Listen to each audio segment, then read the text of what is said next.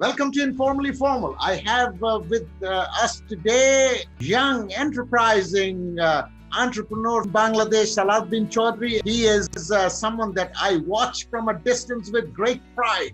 He is very involved in a lot of different areas from, like I mentioned, from RMG to he's in media, he's involved with trade bodies, as well as in manufacturing and assembling of mobile phones. So our today's segment is about the up and coming SME sector in Bangladesh, which Salahuddin is a part and parcel of. So Salahuddin, my first question to you is, what do you see as the opportunities of SME sector in Bangladesh? Over to you, Salahuddin. Thanks for inviting me, in such a prestigious program. Your program is very supportive to the business community and very positive about our country always. Thanks, dear Hakim Bhai, for inviting me. Welcome. Yeah, Bangladesh has lots of opportunities because we have huge population. If we can, utilize our population properly, SME sector can be very helpful, So we have a huge manpower, young manpower, youth, So if we can utilize our SME sector, if we can utilize our manpower, we don't have to go abroad for looking for jobs, Absolutely. So our country, I think there are huge potentials. So one of the things that you mentioned, of course, we all know that Bangladesh enjoys a tremendous demographic dividend. 65% of our population is under 35. So we have a great workforce base. What are the challenges that you see in the SME sector, is specifically related to attracting foreign direct investment?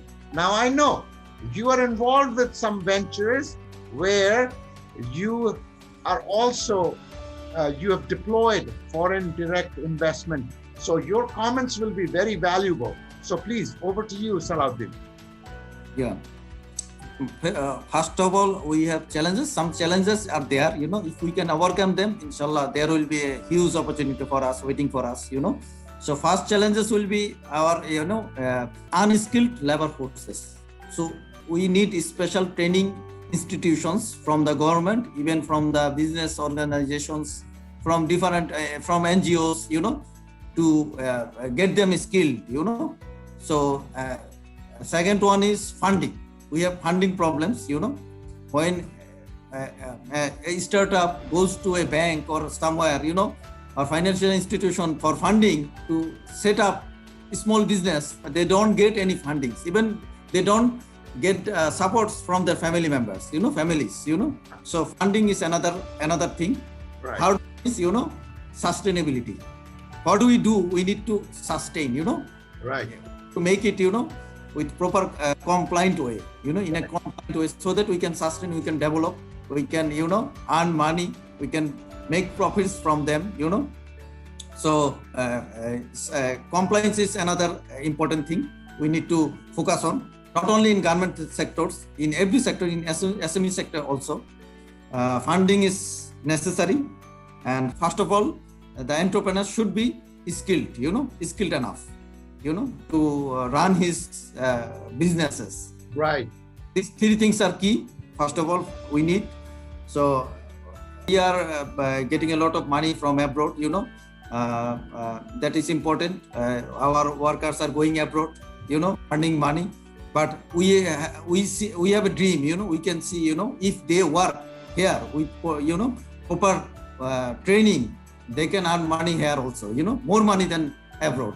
They have we have got the opportunity, Absolutely, absolutely.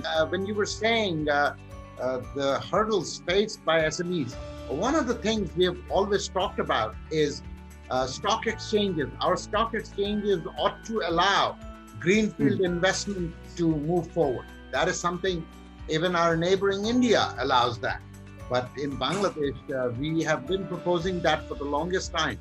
That would also help young budding entrepreneurs, and especially in the SME sector, for many businesses to come about, because like you said, funding is a major issue. We need, government rules and regulations. There should be, these types of papers, documentations. Even most of the entrepreneurs, SME entrepreneurs, they don't know which documents they need, Yeah, so documentation is important. The government should have rules and regulations provide, so that they can get fast track services, trade licenses or other TIN numbers, TIN certificates. Which kinds of documents do they need? The government can give circulars.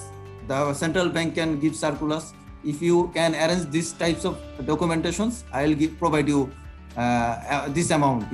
Also they need to be trained up. So right. Trained up certificates, documentation. These are important. So government have to give some guidelines to the SME sector, to the SME entrepreneurs. And each time the government should work on it. Not to interrupt you, but Salahuddin, I wanted to ask you, since you have foreign investors in the ventures that you're involved in, so I thought you would be a good person for me to ask, what hurdles do your foreign investors face in Bangladesh that you want to talk about? I have 3 mobile assembly plants in my industrial estate in Gazipur. They are very world famous. Oppo, Itel, Techno, second one, and third one is Xiaomi. They are going to set up another factory in my industrial estate. When our Honorable Prime Minister gave us an opportunity, if you import mobile phone from China, you have to pay 57% taxes. But if you assemble in Bangladesh, you have to pay just 17 or 18% taxes. If you manufacture in Bangladesh, you have to pay 13% tax. So when the rules have been given, the Chinese, they came to Bangladesh, they invested in Bangladesh. So they were very happy, to see that. So now, right now we have 8 to 9 assembly plants in Bangladesh. They are successfully producing the phones, So, but they have some objections, regarding bureaucratic problems. They are saying still we have to wait 3 to 4 months to get a trade license. It is very difficult. Sometimes even it is very difficult to get a trade license because they are asking a huge money to get just a trade license. Even for any paper, they have to wait for months. So how will they set up more factories here? They want to set up TV assembly plants, television assembly plants. They want to set up, home appliances, electrical factories, but they can't, If the government can give them support, if the bureaucratic problems are not there, they will definitely invest more in our country. Let me ask you, what about VIDA's one-stop service? Is that not helping? Government is making some economic zones, which will be very helpful, but still there are taxes. You have to give 15% tax to set a factory there, source tax, which is difficult, for most of the manufacturers earlier. So still there are taxes. They are saying they're trying to, make things easier, doing business easily in Bangladesh. But hopefully it will work very soon. It will be working very soon. They are trying their best. But still there are problems, there are taxes. Even some, if they want to do shipments, they have to take approval from different authorities from in economic zones. So these types of things should be, made easier to invite more investments, So still there are possibilities.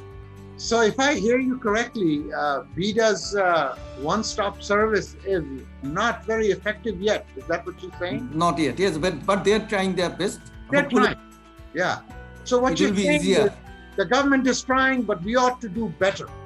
So yes. To ease the way for foreign investors to come and invest in Bangladesh and make it a very happy experience, Because there are other competitive places where they can go, where they lay out the red carpet and make it very easy for them. Definitely, there should be tax benefits, But recently we have seen central banks, they are giving some opportunities to the foreign investments, They are giving loans, with low interest rate.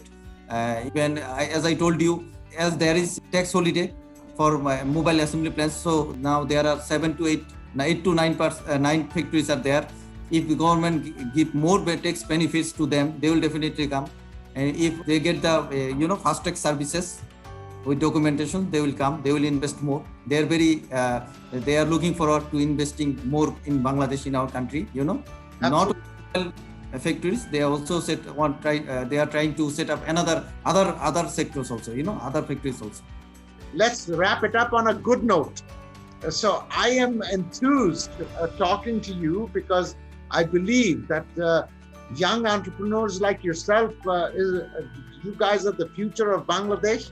You're doing some amazing work, taking risks, taking Bangladesh forward. So your concluding remarks on what do you think is out there for Bangladesh, the future? I can see Bangladesh is going ahead. We are hopeful. We have a dream to see, $50 billion we have exported through garment factories. Also SME. Now we are raising our demand voices. SME guys should be, get more facilities from the government, from everybody, because they are our lifeline. So we have a lot of opportunities. Foreign investments are coming. Even Myanmar, there are lots of problems. There are political problems. Vietnam, they don't have, huge population, huge manpower. We have huge manpower. We don't have political problems now. Political stability is there, and even our government is trying to make things easier for the investors. Just to recap, we need to get our act together when it comes to financing the SME sector. That was one of the things we talked about. We need immediate help during this pandemic. We need some obvious government insurance scheme, or the Bangladesh Bank ought to guarantee some of the loans and stuff, but help is needed, that's for sure. SME sector is the lifeline of Bangladesh, goes without saying, Salahuddin. So I think we have covered quite a bit. So it was a pleasure having you, Salahuddin. And I look forward to having you in the future as well. I'd like to thank our audience for joining us for this wonderful session. Stay safe, stay home if you can, and I'll catch you in the next session. Bye-bye.